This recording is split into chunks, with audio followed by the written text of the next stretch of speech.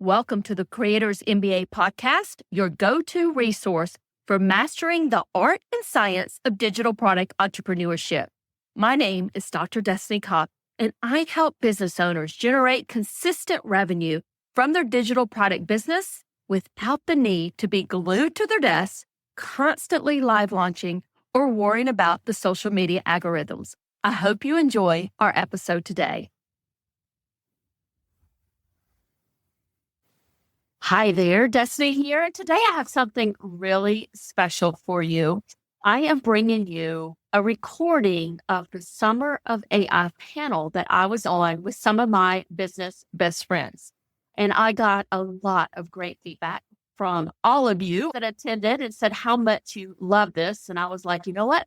I need to bring this recording on the podcast because I want to make sure that everybody has an opportunity to listen in.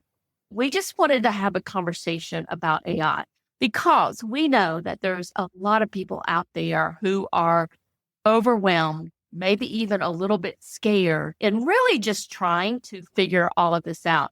And I'll be honest, I think that's where everybody is in a mode of trying to figure all of this out.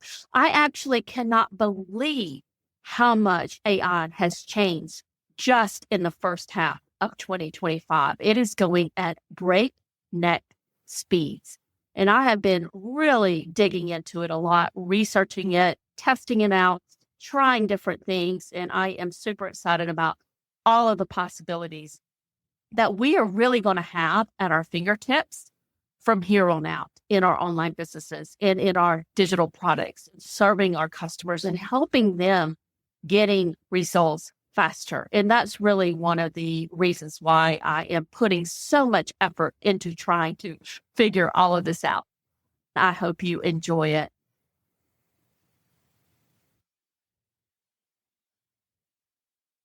Hello, everybody.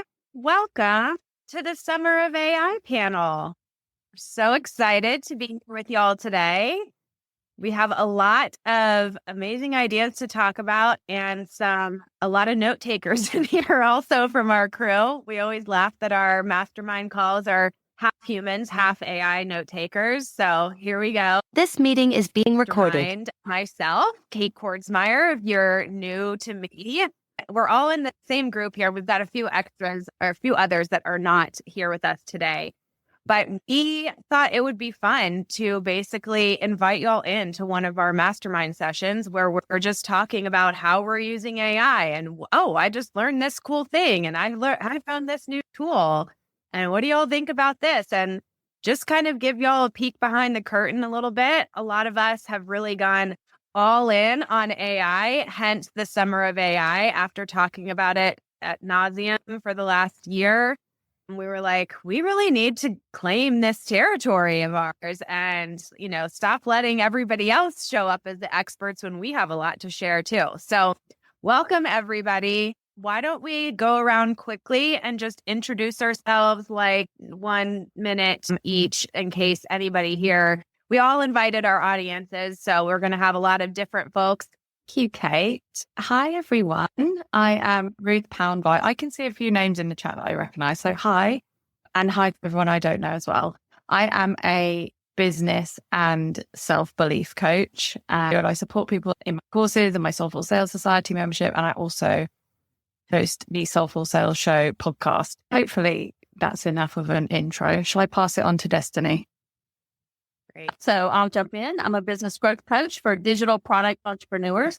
I also have my high school brand, which is my B2C brand. And I'm super excited to be here today and chat about all things AI. Steph, I'll turn it over to you. Hi, everyone. My name is Steph Blake. I do a lot of different things, but I guess if you want to put a title on me, you can call me a business consultant and a tech nerd. That's what I usually call myself. And I have 3 different companies. The first is Simple Business Suite, an all-in-one platform to help you simplify your business. Second, I do consulting to help online entrepreneurs simplify and automate their businesses. And the third is called Create Escape, where we host monthly events to help you just kind of come back to yourself, reconnect to yourself without burning out. So I'm really excited to be here. I love to have these conversations, and I know that we're going to share a lot with you. Thanks for being here. Thanks for joining us. Why don't you popcorn it off to somebody else? Liz, go ahead. Thank you, Steph. I'm Liz Stapleton, and I help bloggers and online business owners understand the legal side of things over at elizabethstapleton.com. You might know me from the Blogger Breakthrough Summit that I run annually. It's aimed to help you kind of be more efficient and systemized so that you're spending less time working while earning more and actually building a business around your life instead of the other way around. And Tara, I think you're last, right? Is that everyone? Yeah, I think so. Hi, I'm Tara. I've been an online business entrepreneur for 18 years. Right now, I call myself a marketing and business strategist, and I primarily help other introverted entrepreneurs with more organic marketing strategies and getting seen online. I've recently been building a lot of AI apps, so I'm super excited about this panel, and I know this is going to be fun. Yay. Awesome. And I'm Kate Kordsmeyer, like I said at the beginning, and I have Success with Soul. We'll just get into the conversation today.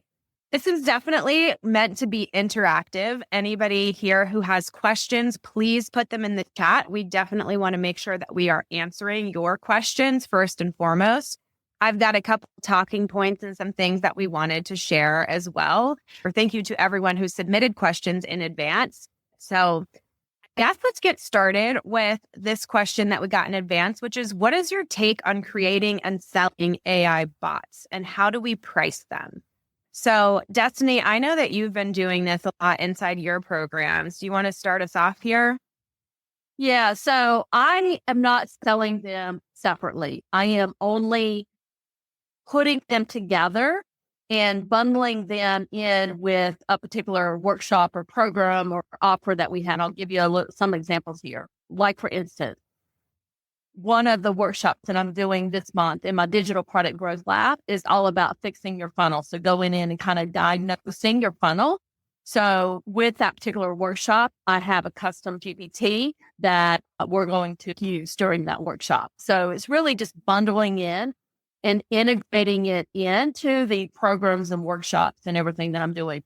A B2C example would be something we've done in Hobby School with one of our planners. I use this as an example because it's a really cool example. So our Halloween planner that we put together last year, we also put together a custom GPT for it and bundled it in. And it was really as if they had a costume designer sitting next to them as they went through and kind of planned out their costume. Again, I think the question might have been related to selling them kind of separately. You know, there's a lot of platforms out there where you can go buy these custom GPTs, you know, behind firewalls, so on and so forth, that you can price them out and sell them separately. But I've just kind of taken the approach that I am bundling them into the workshops and offers and products that I already have. Awesome. Yeah, I think a lot of us, again, this is something we've all been kind of learning and working on together inside our own mastermind here and sharing some ideas of what we're trying, what we're seeing. And I think there's a lot of different ways you can do this. And of course, I always say everything works, what works for you. I think we're still in such early days with this, you know, with AI. And so I think there's a lot of testing and tweaking and just trying things and seeing what works. So I think there's a follow-up question to this in the chat, which is about how do you limit access after a member leaves? And so I think this is something that all of us are trying to figure out right now. It's really easy to create custom GPTs. Currently, OpenAI does not have a way to password protect those or to embed them on a third-party website, but there are tons of tools that do exist that you can do that with. I know for me, I'm looking into a few AppSumo tools. Mazal, we never know how to say this one actually. Mazal, one of those. It's Mazaal is one that I'm looking at. Tiny Talk is another. There's also some tools that aren't on AppSumo right now called Rad Genius. There's one called Pickaxe, which is probably the most commonly known one, but it's also one of the more expensive ones.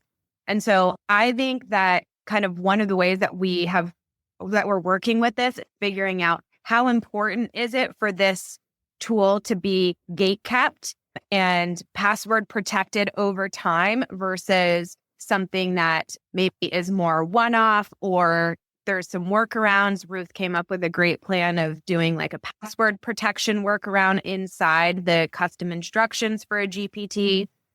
It kind of works sometimes, doesn't work other times. So we've had some back and forth with that. Yeah. So what I've been experimenting with is literally writing in some instructions to require a password before you can continue with the rest of the instructions in the custom GPT. And the idea being, because I use custom GPTs inside of my membership, that when members leave, eventually that password gets, reset, probably on like a monthly basis. I haven't really got a proper rhythm with it yet. And it does work a lot of the time, but as with everything you're programming into some GPT. So for example, I tried to create one that picked random suggestions for people. It was very hard to get it to be truly random. There are limitations when you're putting in the instructions. So the password doesn't work all of the time. Something I have seen other people doing is hooking it up via Make or something like that and checking whether someone's a member and like cross-checking their email addresses. That is not something I've experimented with myself. But there are ways that people are playing with and we are playing with to protect it within ChatGPT itself, because we're always kind of going back and forth with like, is it worth paying for an extra service? I mean, it's worth it in terms of protecting your creation, but it's also the ease of use for our clients, right? And a lot of people just want to get into ChatGPT, have that chat within ChatGPT. So there's pros and cons of both. And yeah, what we are testing works a lot of the time, but not all of the time. Liz, you want to add something? So the user experience, like, we're all used to like ChatGPT and stuff. So I agree with what Ruth said there. I think the only time you really need to work on. Hey there, Destiny here, and I'm the host of the Creators MBA podcast. And this episode is brought to you by HelloContent.shop, your go-to destination for content creation in your online digital product business. I understand how busy you are as an online business owner. I am right there with you. And that is why I have filled our Hello Content Shopify store with low-cost digital products that you can use as a lead magnet or part of your paid programs like your online courses or memberships. We also have marketing templates like email swipe files and social media templates designed to save you time and money. So whether you're looking to streamline your content strategy, enhance your digital products, or just save some precious time, I've got you covered, my friend. Now visit the HelloContent.shop today and take the first step towards effortless content creation. Trying to protect it in some way is if it is some sort of membership. Like if it's a one-off thing that they buy, I'm not going to stress that at all, right? Like they paid for it. They can have the custom GPT. I mean, I guess if they ask for a refund, but then maybe you just need to revisit your refund policy. And then as far as memberships go, because I do have a membership and I'm restructuring it, the way I'm looking at it as I am restructuring it is stuff's going to drip out month by month. So they'll get each month a different one. And once they have access, they have access. Like they stayed in the membership that long to get access to that one. So I'm going to consider it paid for. It just kind of depends. If it's like they can, as soon as they join the membership, they have access to absolutely everything, then I think that's something you're definitely going to want to think about a little bit more where you're doing password protection or using another tool. But just kind of maybe require you to rethink how you're offering your products, and just a shift can make it be like, it's not that big a deal if they just have it. I want to offer another perspective to that as well. So I sell a lot of my AI bots, just one-offs, but all of ours are basically created as separate products inside our like course portal, right? So they're created as a separate product and then they're embedded inside of that. And I wasn't even worried about like members leaving. It was more like, I don't want people sharing this with other people who haven't paid for it. That was my big concern, especially with like custom GPTs. I personally don't even use custom GPTs. I build all of mine from scratch, either through Pickaxe, like Kate mentioned, or through other custom coding apps, which is like super nerdy. And I'm not going to get into that too much right now. But I would say that that's one of the biggest reasons why I gatekeep those, because I don't want people like giving stuff away for free, because it's happens far too often without a lot of people realizing it. So that's why I just like literally password protect it and back it so that you can only get it if you have the password. And it's like literally inside your own customer portal. I know last week, OpenAI went through a big custom GPT shift and it was down for a while. And we were all having our fingers crossed that like, ooh, maybe they're going to make this so that we can actually embed it into other tools and websites, because it is honestly one of the best ways to create a bot. And we found lots of limitations with some of those other third-party tools where they're just like not as good at going through the knowledge base and really, using the information that you're giving it. But again, I feel like we're all just in the early days of this. And so a lot of what we talk about is that, we're trying things and then we're even buying tools. And especially if we're getting them like a lifetime pass on AppSumo. I know Destiny's helped me get into this mindset of like, yeah, the tool might not be perfect right now, but if we got it for a good price and we never have to pay for it again, it might be worth hanging on to, because as they're improving and getting feedback and learning, maybe it will one day be a tool that's like, oh my gosh, I can't believe I got this for a lifetime fee for $29 or whatever. So let's move on to some of the other questions. The next one we have here. Wait, Kate, before we go, there was a second part to that of how do we price these? And I just want to talk about that really quickly too, because that's a consideration that you have to think about. Because if you are creating something, like for example, if you're using Pickaxe, right, you're still paying for usage, right? So they're going through your OpenAI, like your token. Yeah. So even if you sell this thing for $7 one time, if that person uses that thing every day for the next 5 years, you will continue to be paying for that. So especially when it comes to selling one-off products, you have to make sure that you're pricing that really strategically so that you're accounting for costs. So whenever I price mine, I'll go into ChatGPT and I'll say, okay, here's the average amount that I think somebody would use this.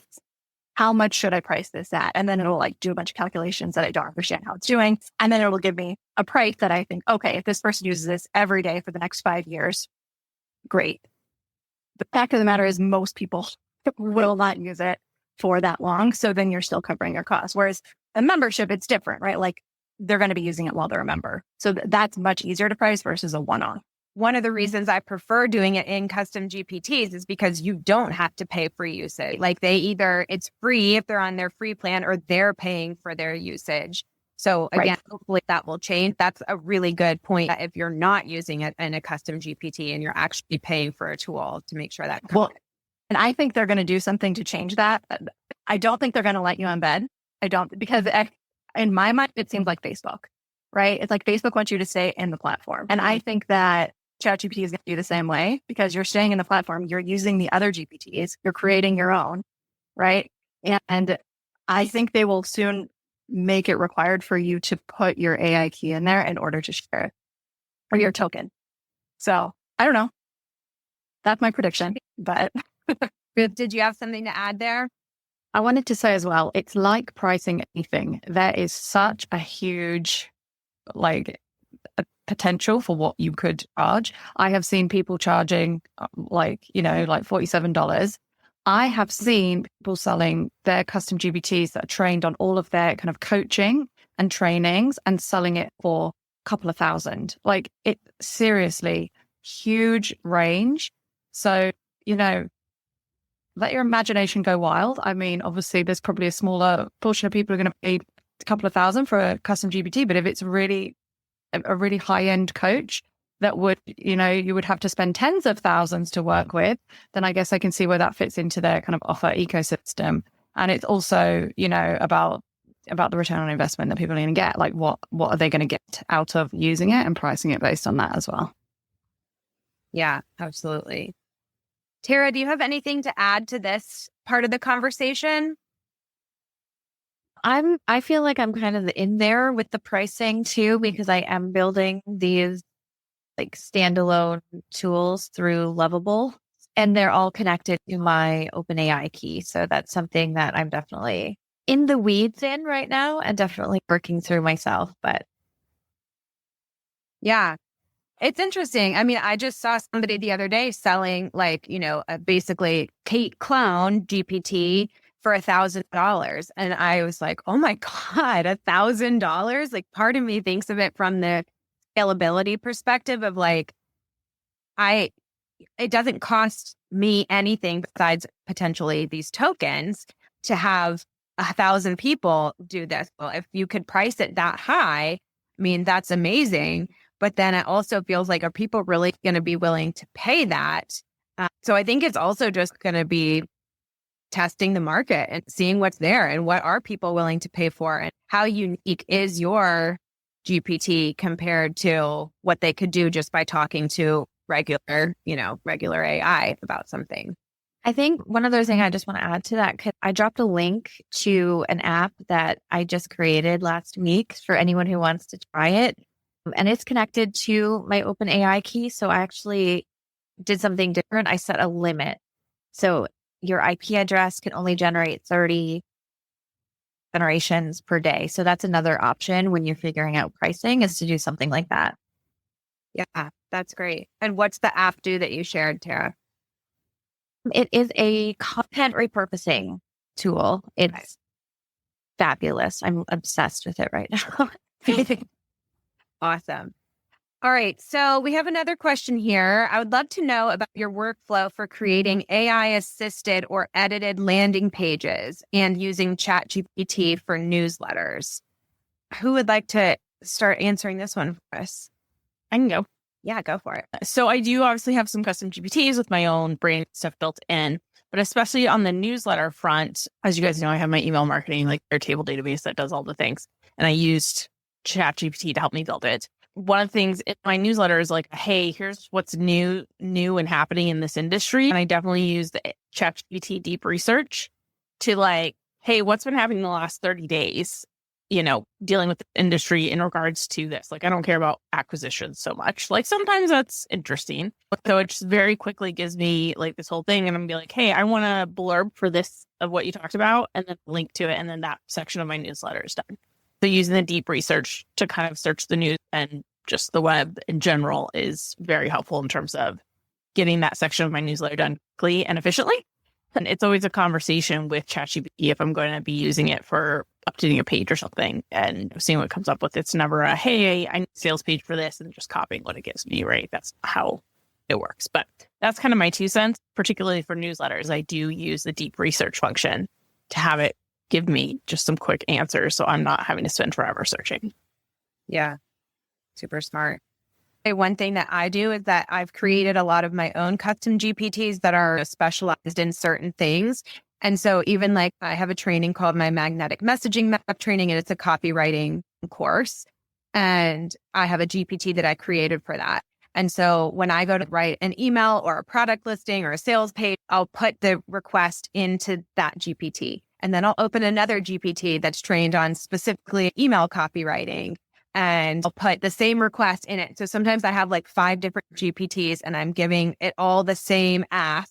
And then I'm kind of taking bits and pieces from what I liked about this one, knowing that they're all kind of coming at it from different angles and using some different approaches and strategies. But that when I combine them together, that I get kind of the most compelling, powerful message and copy. So, Kate, I don't know if you saw, but part of the update last week is that now within a chat in ChatGPT, you can reference another custom GPT. Love it. So you mean you can reference the conversation in another custom GPT? You can like pull up another custom GPT in the chat, do that, and then you type the name of it. I'm going to have to try that. That would be very helpful. I do the same thing, Kate. So that's a very helpful tip, Liz. It made me think when you're answering it, Kate, you're getting different angles from different GPTs. I do the exact same thing. I also like to get it to brainstorm what are some of the angles I could talk about with this. And it sometimes gives me ideas that I wouldn't think of naturally off the top of my head. But what is really important is when we are looking at it from all these different angles, it's really easy to get overwhelmed. It's really easy to think I need to talk about it in all these ways. And I think the most important thing to remember is that it's just there to help us. It's there to make suggestions. We know our audience. We know the work that we do best, and we get to make those executive decisions. I think it's an assistant, but at the end of the day, like we get to pick and choose, like, oh, that thing from that chat mixed with that thing from that one, combine them. And that's the way that I want to go. And I just think it's really important to remember like our role in this and AI as the tool, but absolutely I ignore like loads of the suggestions it gives me because I just don't think that's not quite right for my audience. Yeah, I think this conversation we have a lot. Destiny, go ahead. No, I don't want to interrupt you. Go ahead, finish. I was just going to say that I think that a lot of times we find ourselves, and even we've heard from some of our clients using our own GPTs and bots and stuff, that we're outsourcing our own discernment sometimes to these robots. And then it's really important that, like, yes, they can help you and they can give us so many great ideas or new ways of saying something. And, there's so much benefit, but that ultimately, like, your brain and your intuition still matter and that it knows, your business best. It's kind of like being a parent. It's like, your kid best, what's going to work for them and what's like, yeah, that might work for those kids, but not my kid. And so I feel like just bringing that mindset in too is like Ruth said, it's a tool, it's a guide. It is not the end all be all. I agree completely with all of that. I did want to go back and answer the question. I pulled it up right now that they had sent through. I want to know about your workflow for creating AI assisted edited landing pages. One thing I did want to mention, just to really go back and look at like either a landing page, like a sales landing page, or even your website, you can pull in to the AI, whether it's Claude or a ChatGPT, pull in like Google Analytics and pull in screen like shots or PDFs of your website, and it will go through and analyze it for you and give you suggestions on what to improve there. Notebook, LM or LM Notebook is another one that I've used for that. And that's been extremely helpful in looking at like landing pages, sales pages, any page that you're driving a lot of traffic to. So I highly recommend doing something like that if you really need help optimizing there. Yeah, that's great. I use this tool called Poppy, and I'll drop a link to it in the chat, but it basically, you can train it on YouTube videos and some kinds of links and documents that are not fully capable in just regular ChatGPT right now. And then it also has, like, you can use Claude, ChatGPT, you can use Gemini, you can use Grok. There's a bunch of different AIs, language models that you can use in there. And anyway, one of the things that I'll do to kind of train mine, and this is a helpful like workflow for when I'm editing something, is I will upload, like, I'll go to YouTube and I'll find, like, let's say I'm looking for the best like copy conversion tips in 2025, and I'll pull like 5 of the most popular videos. I'll drop those links into Poppy, and then I will ask it to kind of summarize the key points, make a checklist for like what the strategy is for this. And then after I've got that, like, now I've got the strategy here, then I will take my existing sales page, for example, and I'll say, now edit this sales page given the strategies talked about in these videos. And so that's been another way that can be really helpful when you're not starting something from scratch, but taking something that you already have and wanting to make it better. Okay. We've got a question here that I'm going to skip around to real quick. Should I create custom GPTs for my customers or teach them how to create one? How would y'all answer this? Steph, since you have been doing a lot, let's hear from you. Yeah. So, well, first I put a link in the chat that it will take a full page screenshot of your landing page. So, like, that's what I use every single time I'm creating landing pages. I just take the full screen, I pop that in ChatGPT and say, tell me how I can make this better. So then I'm not having to take like manual screenshots of all of the sections. But in terms of creating custom GPTs for them and or teaching them how to create one, I think it just depends on your business, honestly. Because I think everybody can create custom GPTs or any other kind of AI tools for their students, for their customers. I think that's a non-negotiable. It's so easy to do now. Like, literally, there's so many different videos you can watch to learn how to do it. However, teaching them how to create one is a completely different ballgame, because then you are positioning yourself as like a quote unquote tech expert. So if that's what you want to do, if that's who you want to be, great. But be ready for a lot of questions, be ready for a lot of tech support. Just approach it with caution and understand that if you start saying that you are going to teach people how to do that, that's what you're going to become known as. So if you don't want to become known as the person who's teaching people how to create custom GPTs, then don't. Like, you don't have to do that. However, I do think that you should have them in programs. Your niche, teaching people this sort of thing. If it's not like, if you're in the personal finance niche, you give them a budget spreadsheet or a budget GPT, you're not teaching them how to build the spreadsheet, right? Like, because that's not what they need. They need to be able to use it. So, if you're a B2B space, yeah, maybe that's more likely where teaching them how to create one would be useful or position you in that space that you want to be. But if you're doing B2C or you're doing something that's completely, where using the GPT is going to be more helpful to them than building their own, what are you actually trying to do or be known for, like Steph said? Yeah, really good point. Thing that we talked about in one of our recent mastermind sessions was this idea that a lot of people are very overwhelmed with learning stuff and all of the things on their plate, and giving someone a GPT to use to get results faster is not something else they have to learn. It's something they can just run with and take action with, versus learning how to create a GPT. Obviously, there are definitely circumstances when it is worth doing that, but that's a whole other thing, right? So there's that to consider as well. If we're thinking about what are the results that I want to facilitate in my programs and in my offers, how can I help people get there faster and with less friction? Often giving them a GPT to use or a bot, whatever it is, versus teaching it is probably the way to go. Obviously not always, often. And I think this circles back to something that comes up in our conversations a lot too, which is that, like we said, information is kind of cheap these days. People can go to AI and ask it anything. We can have it create an SEO plan. So things like selling an SEO course, which used to be really easy for me to do, are now much harder.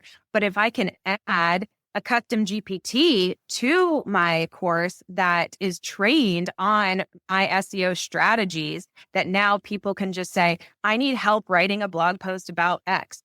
How do I make this SEO optimized? And it's already trained by me how to do that. Again, it's getting people these better, faster results. I think that's how we don't get left behind against AI or hesitant or feeling behind or overwhelmed with it and just not utilizing it the way that it could be.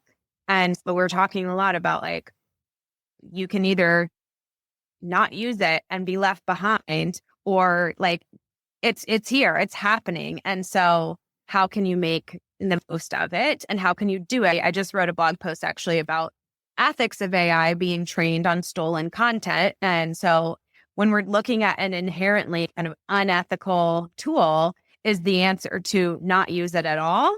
Or is it to find a better way to live with it and to advocate for better policies and things? And so obviously I'm here hosting the Summer of AI. I think you can guess how I feel about it.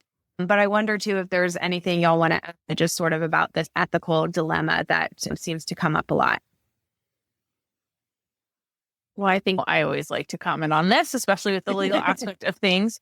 And I would agree with that, Kate. Like, we can't really change how the AI was built. There are laws being passed currently about the ethics and how these tools build to prevent systemic racism and other issues that we see, because the machine is learning and, what content is out there. So there's laws that are being put out there to be like, you can't use AI to make these decisions. Or if you're doing it to make these decisions, which, like, from a hiring perspective, for example, you have to make sure these safeguards are in place to make sure there isn't some inherited or unintended discrimination, basically. And then on the flip side of that, so when it comes to copyright, currently, at least in the US, anything you create with ChatGPT you can't copyright it right away. Like, it has to have your own kind of human authorship to it. There are some laws floating out there of, depending on the amount of prompting and things like that, just with the reality of how AI is developing. And so I think it's a lot easier to kind of do when you're talking about writing or coding or whatever the case may be. I personally don't, for that reason, have not touched like AI image generation, because I was like, there's no copy. Like, you've seen stuff generated that you can see an artist's signature that's like warped, which I think is just really messed up. I think computers can absolutely come up with words, but they can't pick up a paintbrush. AI generated images are not copyrighted, and there was very clear case law on this. The guy built the image generator, but they said what it produced could not be copyrighted. So from that aspect, I steer clear of image generation. Personally, I know a lot of people love it. I know there's a lot of pros to it. But that's where you're really going to start to see the legal. I saw an article the other day. I think Disney and Marvel are suing Midjourney for copyright infringement. So I think image is going to be a lot easier to prove, theft and copyright infringement. And so for that reason, I steer clear. But from that ethics point, I brought it up like, what are you feeding into ChatGPT? And are you feeding it into a custom GPT where you have a little more control over its learning off of what you do versus just a regular ChatGPT conversation? We've discussed that where I'm like, I feel more comfortable. If I'm going to take like a course element that I've learned, I'm like, hey, can you give me the highlights? I want to put that in a custom GPT that I'm not training the AI on this person's intellectual property. Because it's a smart way to do it. It's a smart way to implement when you're learning from all these, informational courses. But at the same time, there's that line of, where am I infringing on their intellectual property by putting it into the AI? Yep. Lots of big questions that oftentimes I think we don't even think about. Like we just do it. I mean, I know I've fallen into that trap plenty with AI. And so I think it's good to pause and reflect and just like make sure you even understand like, well, how is AI image generation? How does that work? I didn't really think about that before. So anyone else want to comment anything ethics before we move on? Okay. So let's see. How about some other unusual business or personal ways you have used AI? I feel like, Tara, you've got some really interesting ways that you've created, and now you're doing a lot of these tools too. Do you want to share some ideas? Oh, do I? Yeah, I use it a lot. I'm trying to think of like specific, like fun ways that I can share.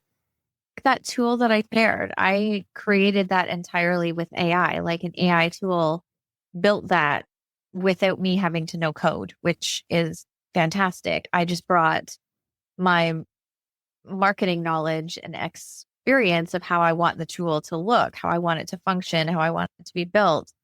When we were talking about images, I was also going back to the ethics and the image generation and the trends. I'll admit I did the trend of like, what would my dog look like as a human? Yeah, I don't know. I'm doing lots of fun things. I can't think of any. No. Yeah, I think Destiny, go ahead. No, I'll comment on a couple things, but Tara, you use the Lovable app, right? Yeah. Do your thing. Yeah. I used to use Pickaxe, but now I'm using Lovable because it just, I find it easier. Yeah. So that's one that I love to do those kind of no code type app. Manus is another one. I think it was Manus. Was that the one that we were talking about, Kate? Yeah. So Manus is another one that I thought they're, pretty far along in their no code generation.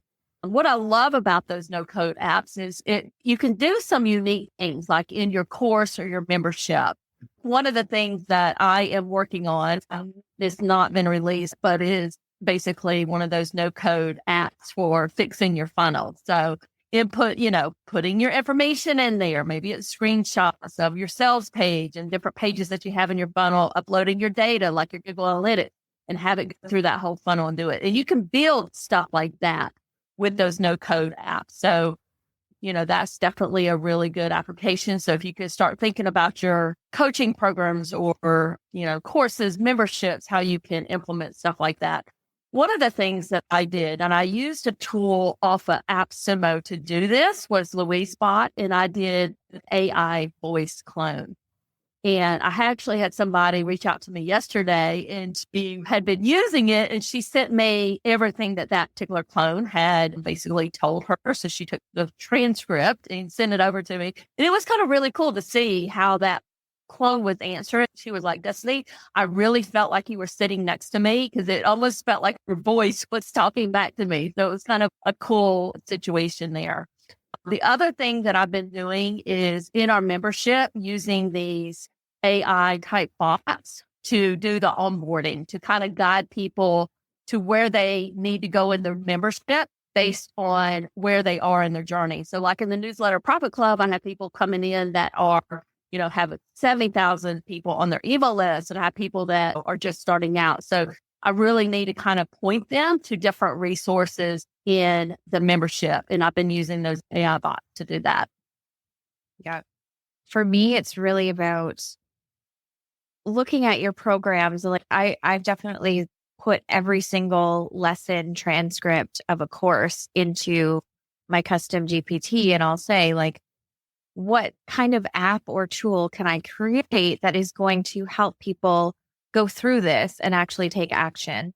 And it usually gives me a bunch of ideas, which is fantastic. But I've also I created a more simplified version of Ad Event because I really didn't want to pay that much just for something to have people add to their calendar. But I hated using Google Calendar. I wanted something simple that worked and was pretty. So I think it's also about like, what can I create that is going to help me? So like I'm in the process of creating a new app for creating private podcast feeds. And that's a huge project, but it's probably about 70% done.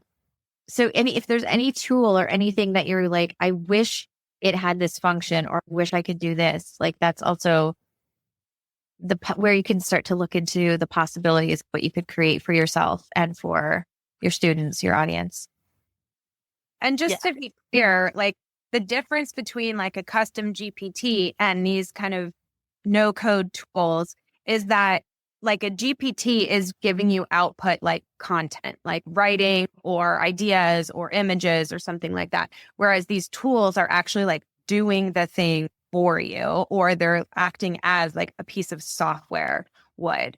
So I just want to make sure that that's clear to anybody who's like, why would you do a tool versus a GPT? They definitely serve very different functions.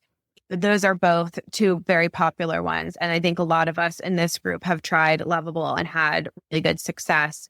And you can create really simple things also just for your personal use. One of my favorite things that I've created is my spiritual therapist GPT. And it's trained on like, I'm very woo. I'm very into mindset and thought work. I love me a good Byron Katie, the work. And so I trained this GPT on these processes and even on some books.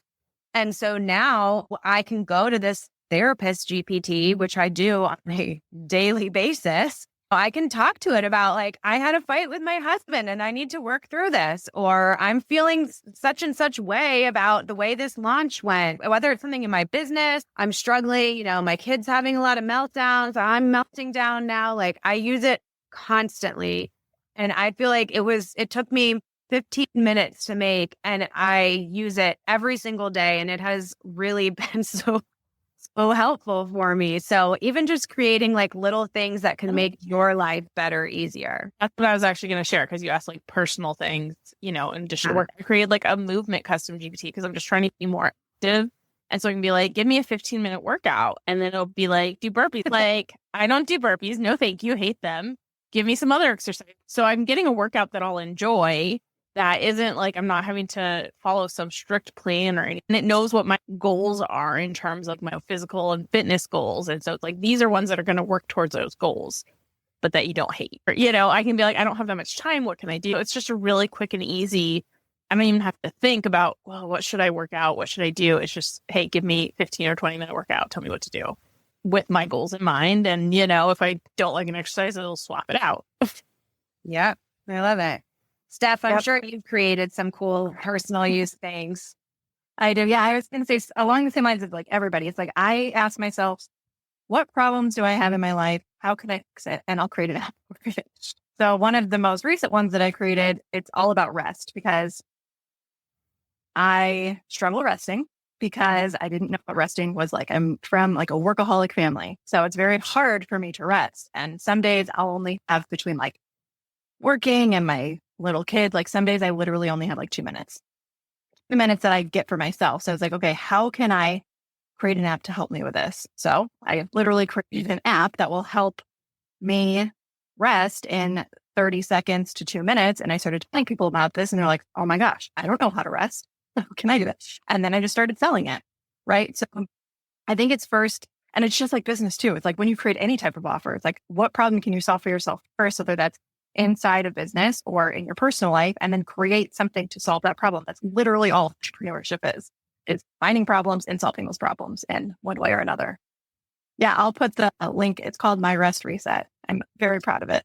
So off of that. And it's amazing. So, I mean, Steph is a tech whiz, so I'm not saying that it's that easy, but I do feel like it is not something that has to take you months and, years of time like it used to be to create your own app. It is something that, depending on your skill level, can actually be done relatively. And it's so funny that you said that, Kate, because my mom, she used to work in IT for 40 years.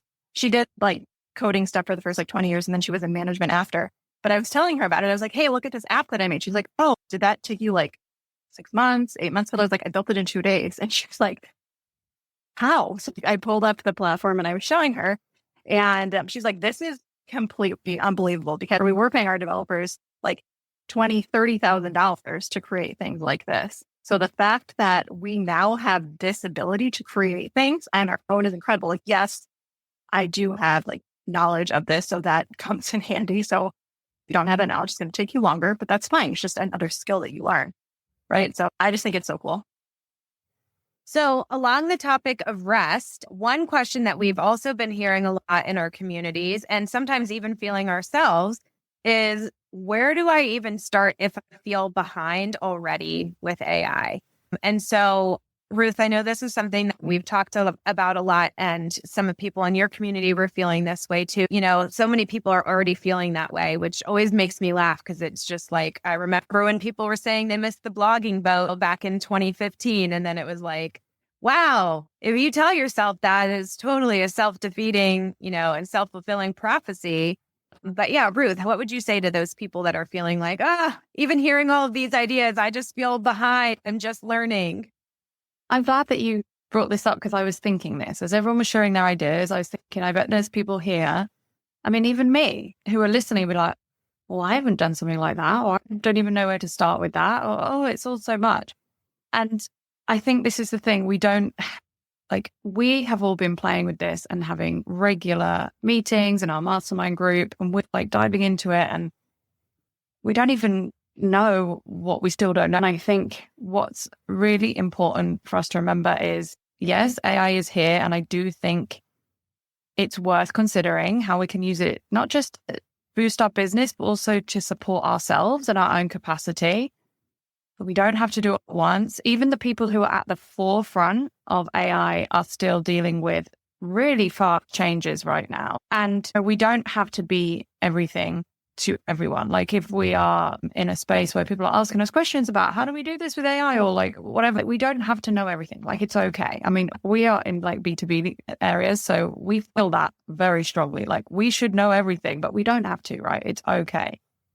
And I think as well, I love playing with all this AI stuff, and I signed up to all these newsletters and I get all the AI updates and stuff. But sometimes I just have to take a break from it, because I guess it's a huge technology advancement of our time, and it's a lot, Probably, I'm sure that our grandparents can relate to how they felt about computers and all of this. Yeah, the internet, everything. It's huge. It is big, and we're never going to learn it all. I don't know everything about the internet. I've been on the internet since I was a kid. I don't know everything about it. But I just think we need to be kind to ourselves, how can we use it to support us? And where do we just say, you know what, I'll leave that for a while? I was pretty overwhelmed when ChatGPT first came out and everyone was using it. And I was just like, you know what, I'm going to take my time with this. It's okay. Now I'm well into it, obviously. But, things could still change at any time. And don't get me started on the rabbit hole of thoughts and feelings around AI taking over the world and all of that stuff. We don't know. It is unknown for everyone, even the experts.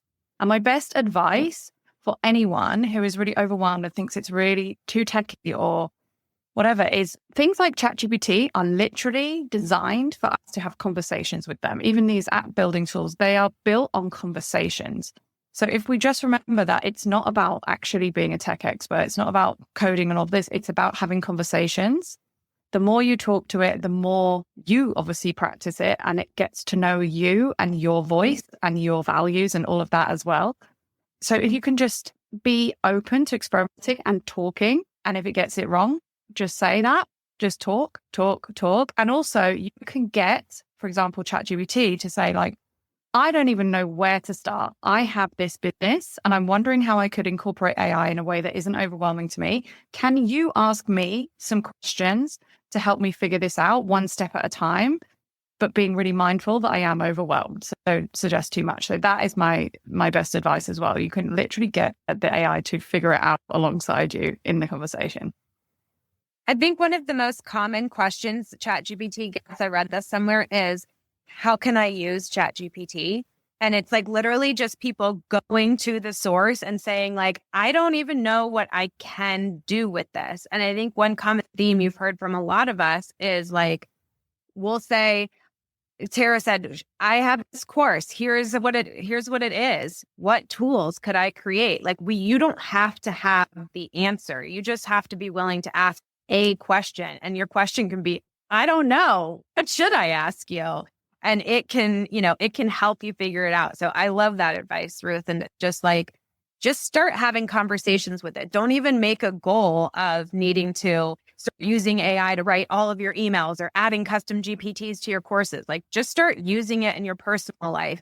Use it instead of using Google and see what happens. Like that's, I think, how a lot of us just got started with just like, oh, interesting. So I could just like ask it a question about, what's a tripwire? And it would just start giving me some information. And from there, it snowballs. Go to ChatGPT and just start having conversations with it. And really, that's all you're going to need to do. You're going to learn so much by doing that and figuring out how you can implement in your personal life and your business. It's really it's a conversational tool. And those no-code apps, like what Tara was talking about earlier with Levital, literally, I'm not a coder. I don't have, a ton of skills there. I just went in and started typing in, here's what I want it to do. What do I need to do? What kind of questions do you have for me? And I just started having a conversation with it, and it just started building the freaking thing for me. So yeah, that's what Tara said in the chat. She always asks, what do you need from me? What questions do you have for me in order to do this? So I think that's a really good question to ask too. If you give it an instruction to do something and it gives you back crap output, to say, okay, that was not it. What else do you need from me in order to give me something better here? Because a lot of times, like, I think I still see this on, being advertised and stuff. People talk about how it's all about your prompts and your output's only as good as your input. This is why we create like the brand iOS is something that we created in my group this week, which is essentially like a brand voice guide that you're giving it so that when you say, write me an email about this, it can actually write like you instead of just being like, well, I can write you any kind of email. Like, who do you want it to sound like? What kind of style do you want it to be in? So I just sent out this morning an email that has gotten dozens and dozens of replies. And the email was basically, I put into ChatGPT about like, my dogs are trying to turn me into a morning person. Basically, the start of the email was about my dog farting so loud that he woke me up at 6:30 in the morning. And I was like, how can we turn this into a business lesson and write this email? And that worked perfectly. And then I saw how awesome that email was doing. And so I went back into that chat and I was like, okay, what are some other questions you have for me so that I can give you more stories to create funny kind of emails like this that will lead into value content or business lessons? And now I have like 10 emails that are hilarious. I love that. Yeah. It's oftentimes taking something that, okay, this worked. Now help me replicate this. And maybe first, I love that you actually asked it, ask me questions, because instead what I think a lot of us would do is like, man, that story was so good. I don't have any other stories like that. And then we just like walk away from it. But you're like, I know they're in there somewhere. I just need to be prompted. So draw it out of me, ChatGPT. I actually have a custom GPT that helps me write emails based on stories. So yeah. Perfect. Okay, Liz, this question is for you, our resident legal expert. Where's the copyright line with private GPT use? Sometimes the model suggests really polished phrases, and I want to make sure I'm not accidentally using something I shouldn't. I mean, so like I said earlier, you're not going to be able to copyright anything that's straight out of GPT, at least at this time. The question then I think what you're really asking is make sure you're not infringing on someone else's copyright or trademark, potentially. And there's not really a way to know. I mean, you can put it through plagiarism checkers out there. You could put it through plagiarism checker. As far as trademarks go, you'd have to do a search though. But I think rarely are you getting an output that's like trademark, because trademarks are usually like a word mark or a phrase. It's not going to be like a long thing, in which case a plagiarism checker or originality.io or something. I will make sure nothing is being plagiarized. So that's kind of where it's at currently.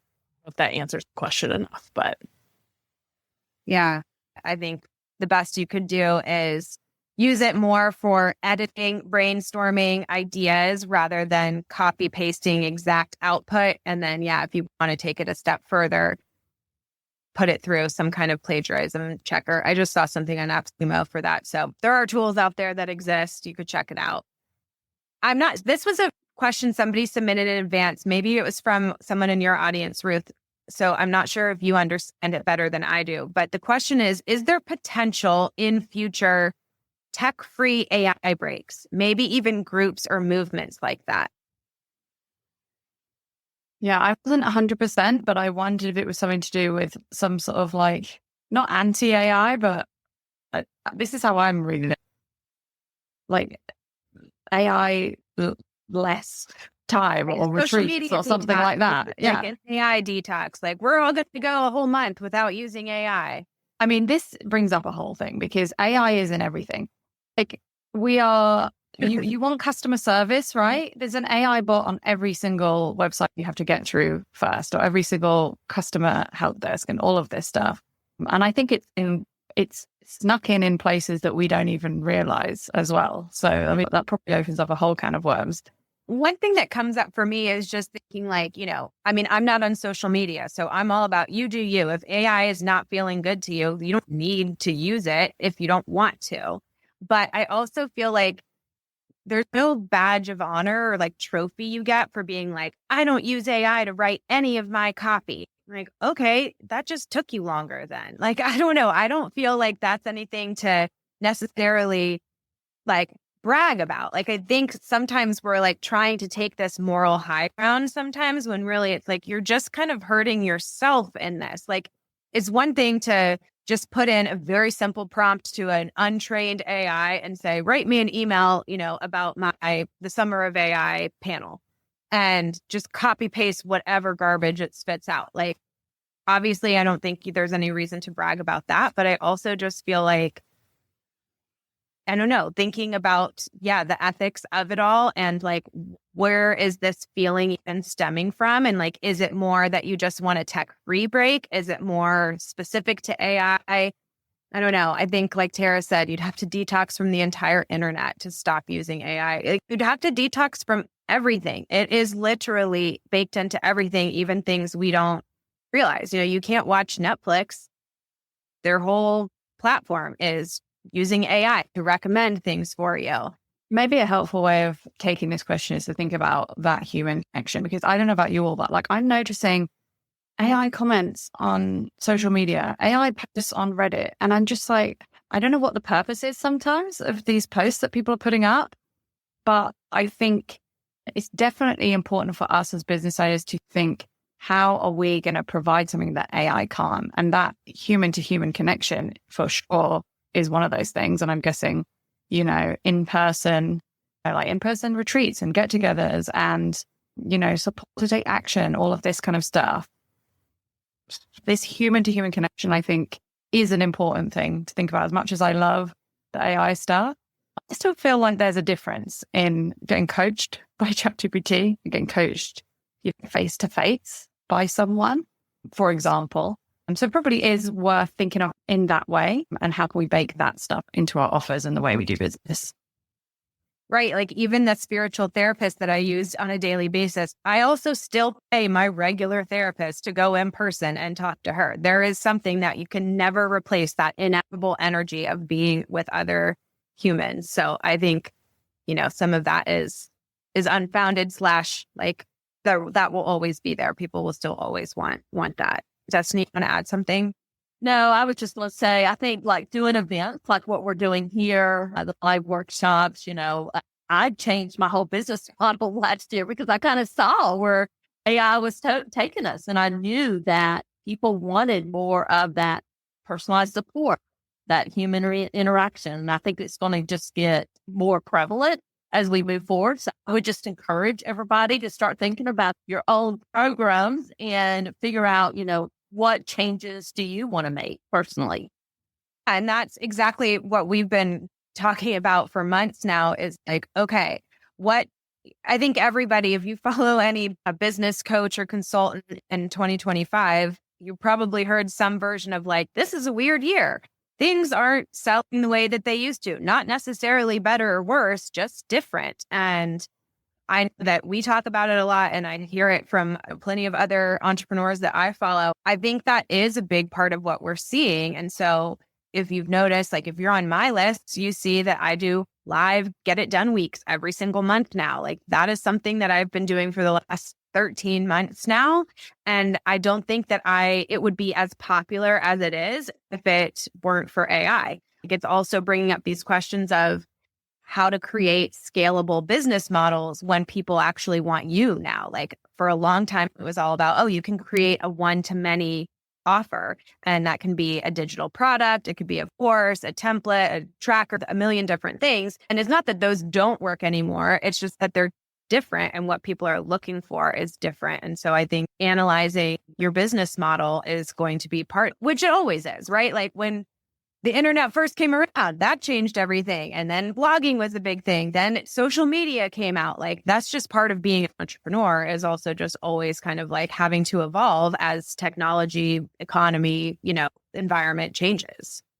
I just want to add something to that and comment on what Tasha said in the thread. She says, I worry about creating a custom GPT that will compete with my own services. How do I feel confident in creating something that kind of fits within the whole ecosystem without replacing me? So I don't think that AI is ever going to replace you. Like you are certainly unique. She was using my AI clone and she was the one who gave me all the information. She's like, Destiny, when do you want me to use this versus when do you want me to submit a form for you to answer it via the private podcast feed? Great question, right? When would that AI clone like replace me? I have some extra perspective because she had sent me all of that content. I said, I have some extra perspective and I want to answer your specific question on my private podcast. And this perspective, the AI is not going to pick up on it. So that's kind of how I left it. But there didn't really answer her question necessarily because her question was, when do I use that versus sending in the question via the form? But I don't know. It was a very interesting perspective and it kind of went along with what she was saying there. I just want to add, because I commented, and I was being completely serious when I said you could brainstorm with the ChatGPT. It wasn't sarcasm. It's because I think everyone in the mastermind knows I've been going through like streamlining and like retiring things in my business and figuring out where do new offers fit and align. And where I have one that I'm like, well, I feel like that really kind of impedes on this other offer. I like worked it through with ChatGPT of like, how can I position this? Like, how does that really fit if this is the direction I want to go? Like, I was being completely serious. I know it was funny to respond to, but it was also a completely serious suggestion. So just wanted to point that out. I want to go back to Destiny to what you said, because thinking about your own workflow, sometimes I have the same fear of like, if I create all of these GPTs, then would anybody ever hire me for coaching anymore? And one of the things that I've noticed is that even when I use ChatGPT to help me answer a question, like, Destiny, I'm curious, when somebody submits something for your private podcast, my guess is that the first thing you do is put their question into your GPT and say, how could I answer this or give me some ideas? That's what I do, at least, is like, I start getting ideas first, or I'll say, I've got these 3 ideas, or I want to answer it this way. Help me, kind of draft a script. But sometimes what it pushes out, I'm like, no, I don't agree with that. And I have to bring my own discernment in and say, okay, yeah, that's not going to work for this person, or that goes against my values of this, or I actually teach this strategy instead. And so I feel like AI is always going to have its limitations because it's not your actual brain. And no matter how much information we upload to it, it can never actually truly be you. So to answer your question, sometimes I do, sometimes I don't. It kind of just depends. If I want more polished type response, I will definitely go to ChatGPT. And sometimes I just wing it. Like I get their question, I think through it, and I answer it, and I send it back to them. It really just depends on if I feel like I need a little bit more kind of perspective, because sometimes I need to look at it from different angles, and sometimes I know that answer right then. Yeah.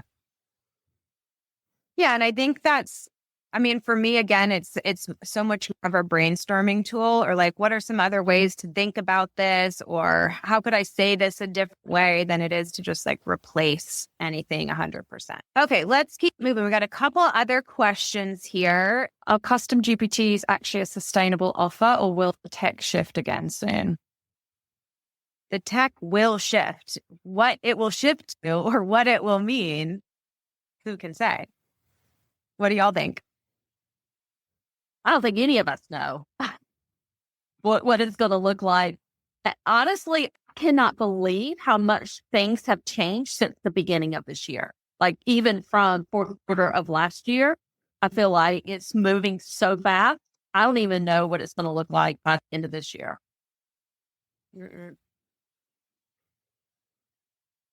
And I think there will always be tech, right? So like, just know that it's going to be how it is, and it will just get infinitely better. That's really the only guarantee that I think we have, right? But your guess is as good as mine. Exactly. And I think what we need to do is decide, is this a worthwhile endeavor for what I want to do now? And all of us who are building custom GPTs, for example, or any kind of AI, the more we're playing with it, the more we're getting at it. Like I know with the information I've created in my courses, for example, I can program a custom GPT quite easily with that information. And, I'm familiar with writing the instructions and all of that. And it feels like a worthwhile way to spend my time to add this onto my programs. And if down the line, I realize that I'm spending a ton of time having to tweak things and change things, it doesn't feel worth it, then I get to reevaluate that decision. But I think as far as I think it's worthwhile doing it for yourself, because it's saving so much. Like I've got custom GPTs that I use just for myself, and they're saving me so much time. It's definitely worth it, even if the tech changes in the future, because the amount of time and effort that I have saved already is 100% worth it. I released a custom GPT in my membership not that long ago, and it's had like over 100 chats already. I can see it from my ChatGPT account. I know that people are using them, and that I hope that they are getting further with the action they're taking as a result. So for me, it feels worth it. Is it worth it right now? For me, yes. Agreed. How are you storing all of the prompts and chatbots you're coming across that might be useful at a later date? So I've started using projects in ChatGPT and kind of putting everything under a project. So that's been helpful because it was getting to be a mess. Especially once you start creating dozens of your own GPTs, let alone that maybe buying other people's or finding free ones, become a lot. I would say for me, I haven't started using projects yet. For some reason, it's one of those things that every time I look at it, I'm like, I don't understand this. And then I don't spend time trying to understand it and I just move on. But I do text replacements a lot for like everything in my business and in my personal life, and my social security number, my bio, things that I have to fill out a lot. And so I've started doing that with prompts as well. Or I have a prompt that's like, whatever the prompt is that I use every time I go to write this specific newsletter, then I just start writing that. And so that's been helpful for me, although I have to remember what's the text replacement for this thing again. So there probably could be a better way to do that. And then I use the bookmarks. I mean, this is like really basic text, so I'm sure there's some fancier, better way of doing this. But this is simple and works for me. I just have my bookmarks bar, and I have a folder in there that's just called Custom GPTs. And I just will add specific GPTs to that bookmarks bar. And then when I go looking for something, I just pull it up and go, okay, it was, the Ouchie GPT that we found. And let me just go to that there. I do think it's worth it to have if you use Google Drive, have a Google Drive folder. When you create like your custom brand voice documents, if you have screenshots that you're regularly uploading as part of conversations to get feedback. Like, have it all in one place. And this is something I took far too long to actually just do. Have a folder in Google Drive. I've started setting up a Notion hub for different AI tools that I want to play with, or different prompts that have helped this specific thing, or ideas that I have for custom GPT. I've kind of categorized it all in Notion, and I felt a lot less overwhelmed with all the AI stuff swirling in my brain when I created that Notion hub. Obviously, you could use any tool. You could have a simple Google Doc with bullet points and headers, whatever. It really doesn't matter. But one thing I do want to say on the overwhelm is that I have stopped. I was following these Reddit groups for like cool prompts and stuff like this, and I just had to unfollow because there's so many cool prompts. And I was just like, I have to remember all these cool prompts. I'm like, no, I don't. There's a limit. Some of them I will save, but I don't need to know all of the prompts. And like I said earlier, it really is about having conversation. Like there are, don't get me wrong, very cool and powerful prompts, but you don't need to save all of them. Sometimes it's a bit of like FOMO and information overload going on. That was certainly true for me. So I'm sure that if I feel that way, other people feel that way as well. So just wanted to put that out there. Yeah, absolutely. Oh, the dreaded M dash. So this is one of the things that I've heard this joke. I'm trying to think of who told this to me now, that Gen Z is making fun of millennials and older for using ChatGPT, that they can tell because the M dash is always in ChatGPT output. That's so interesting that you've told it 100 times not to do it and it still does. We were just talking about this on one of my membership calls today, that sometimes like it's amazing what AI can do. And then you're like, why am I banging my head against the wall telling you the same very simple instruction and you are not getting it? So I don't have any solution for you other than just like sometimes it just doesn't, or like go in and do a search, find and replace and just delete them from it after the fact. Liz, you got an idea? And I would say I share a similar problem where I'm like, look, the sign up of my emails should always be this. And it never does it. It doesn't matter that it's a custom GPT, that it's built into the instructions. Like for some reason, it can't get my sign off. It likes to make something up. And so for that, I just ignore and do my sign off. For yours, I would almost do like, okay, can you rewrite this exact email without M dashes? Right? Like make it very specific to that output. Even copy and paste the email and be like, get rid of the M dashes, make it so it makes sense without them, right? Like, and see if that works. Because I used to be like, okay, hey, that's not my sign off, it's this, and it would switch it, but then it would burp. And yeah, like Kate said, sometimes you're like, I don't know why it can't.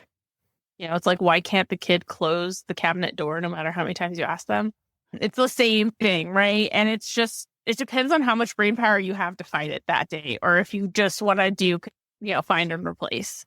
I was going to say too, actually, is like, embrace the M dash. That's my advice to you. It's like, don't fight it. Just go with the M dash.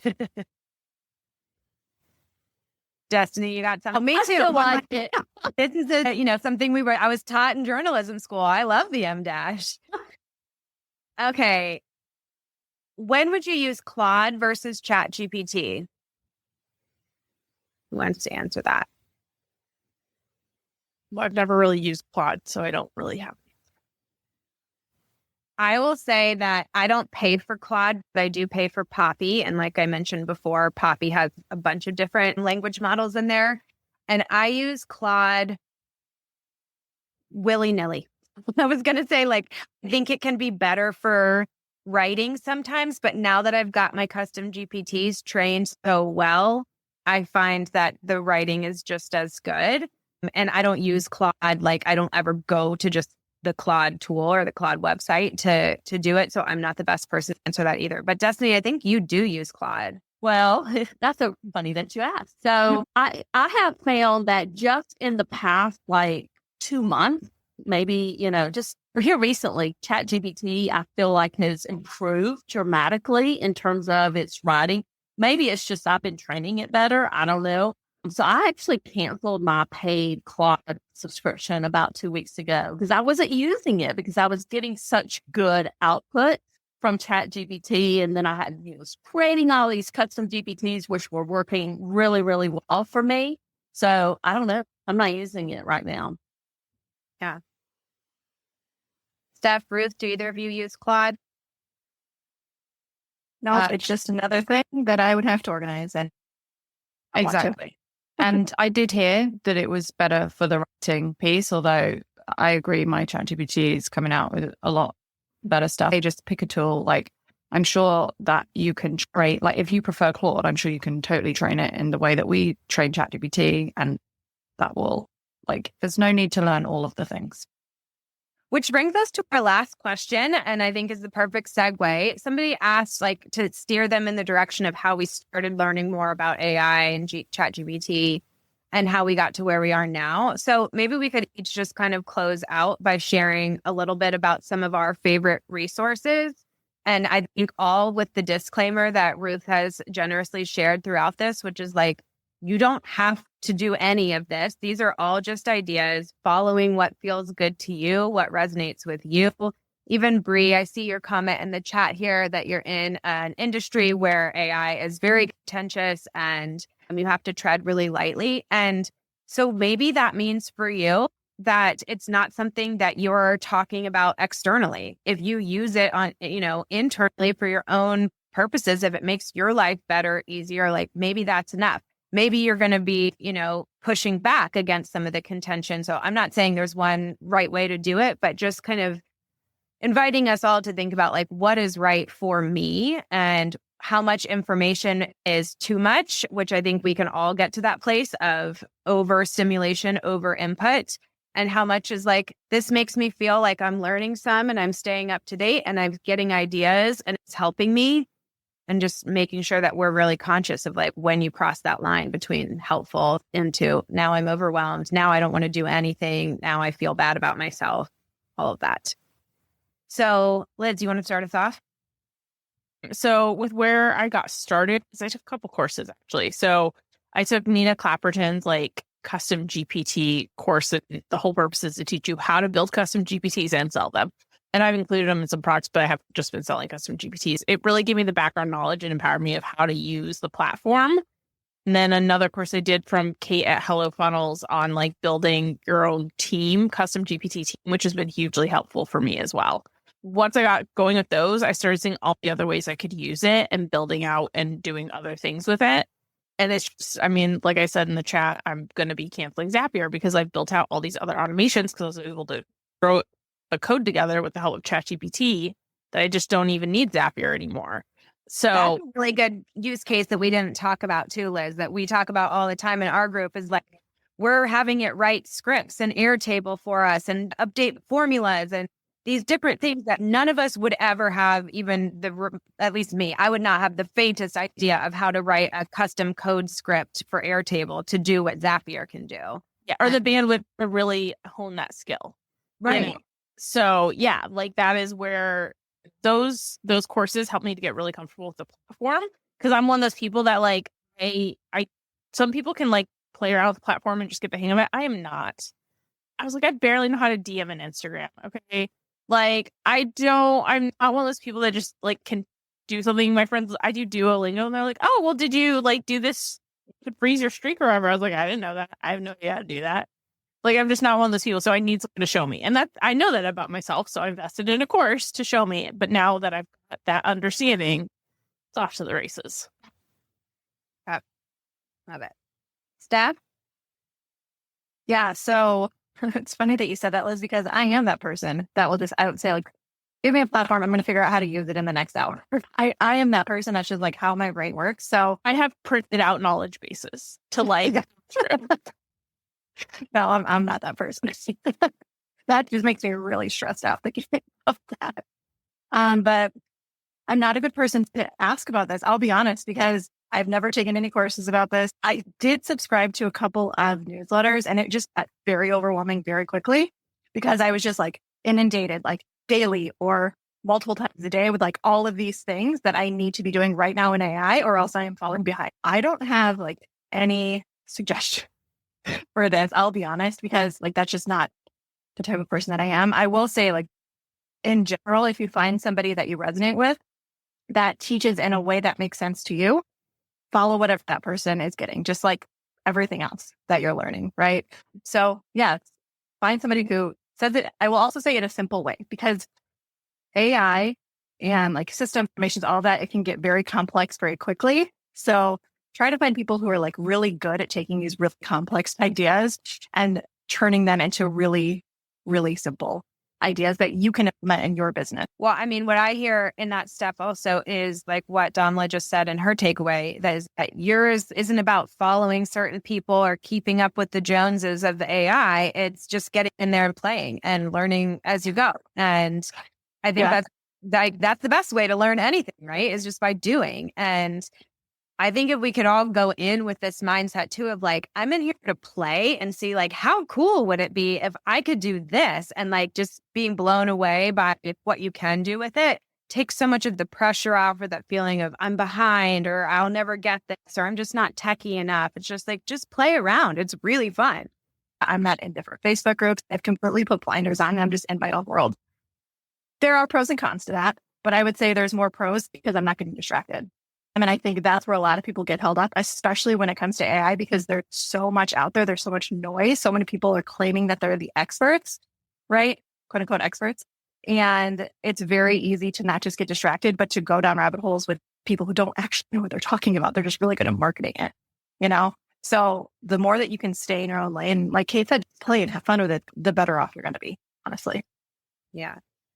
Destiny, how about you? Who are some of the places where you've learned or other advice you have like this? Yeah. So no, I haven't purchased any courses or anything like that. It really just was me trying to digging into my own business or businesses and knowing that I really needed to figure my crap out because I was getting very overwhelmed, and I needed to automate as much as possible and help me use AI to basically get, streamline my business and simplify it. And, figuring out, here's somewhere where I could do that. And here's the AI tool that can help me with that. And, like with the memberships, how can I support my members better? And how can AI help me do that? Because I'm scaling right now 4 memberships and we're adding 1 more. So I've really got to get my act together there. So I just started digging into that and figuring things out and researching, playing around. And really, we've been, doing the weekly kind of mastermind calls that were specifically related to automations and AI and figuring this out. So that's been very helpful for me personally. Yeah. Get yourself some friends that are in a similar stage that you are. None of us, when we came into this, were like, we know everything there is to know about it. We came in like, I've been playing around with this. I feel like there's a lot of potential with this idea. There's of us in the group were like, yeah, I also wanted to improve my onboarding with AI. Maybe we could get together and figure out how to build some kind of GPT onboarding bot. And we just did that together. And this wasn't like, we don't pay to be in this group with each other. We're just made friends. And so get yourself some friends. And you can do that on your own. If you don't know anybody yet, you can join. Every one of us here has memberships and offers that you can join if you're looking for community and people who are doing similar things. So I think that's definitely been one of the best ways that I've learned, in addition to just getting in and playing myself. And I will say that Destiny turned me on to this newsletter, but Rick Mulready has a newsletter that he sends every week. And I find it to be incredibly simple and helpful with just like cool ideas. And sometimes I don't do anything with them and I just go like, oh, that's cool. Or like, well, I'll note that for later.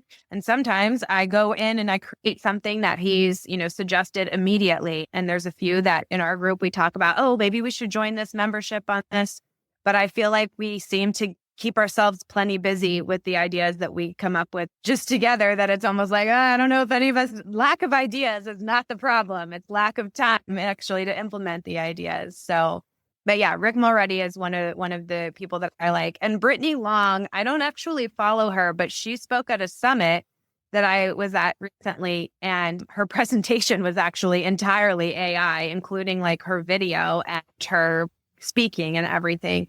And so I've just like looking at women in AI doing things I think is amazing, talking about tech and getting, carving out a space for us there. And also people who are really pushing the envelope and doing cool things makes me just like, I'm not necessarily learning from her, but I am learning like through osmosis of just going like, oh, how did she do that? That's cool. I wonder if that's something I want to try, and figuring that out. I'll drop Rick's name in the chat. Ruth, go ahead and close us out here.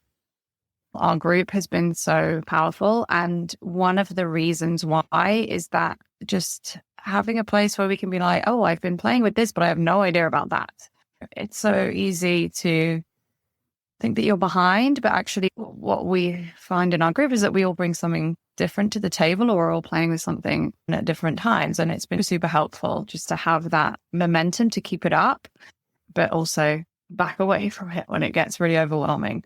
And I will say it's really helpful just to start with small things. I think probably where I got started was like when I was part of a course or something, and there would be an exercise and it would be like, oh, here are some prompts. You could do this in ChatGPT and see what it comes up with, just a small part of something. And then you get a feel for it, and then it becomes something bigger. I'm also going to host a summit in a couple of months in September called the Aligned AI Summit. So unfortunately, there's no sign up for it now because it's not available yet, but there's definitely going to be some really cool people, and probably mainly, if not exclusively, women, talking about how they're using it in a heart-led way. So definitely look out for that in the future when it is due for sign up. Okay, great. Well, thanks y'all for being here with us. This was super fun. And I know that this group could talk about AI and tech and ideas all day long. I'm going to cut us off now, but thanks everyone for joining us, and please stay in touch. If you're on any of our email lists, you'll surely hear about Ruth's AI Summit coming up. Steph has her Art of Rest retreat happening in 2 days. And I know all of us have a bunch of stuff going on. I can't think anymore off the top of my head, but stay tuned. And thanks for being here, everybody. You're welcome. I'm now Adam Lambert as the MC, but I did my best. All right, y'all. We'll see you later. Bye, everybody. Thanks for listening all the way to the end. I hope you enjoyed this episode today. If you liked the show, I'd appreciate a review on Apple Podcasts or your favorite podcast platform. Have a great rest of your day, and bye for now.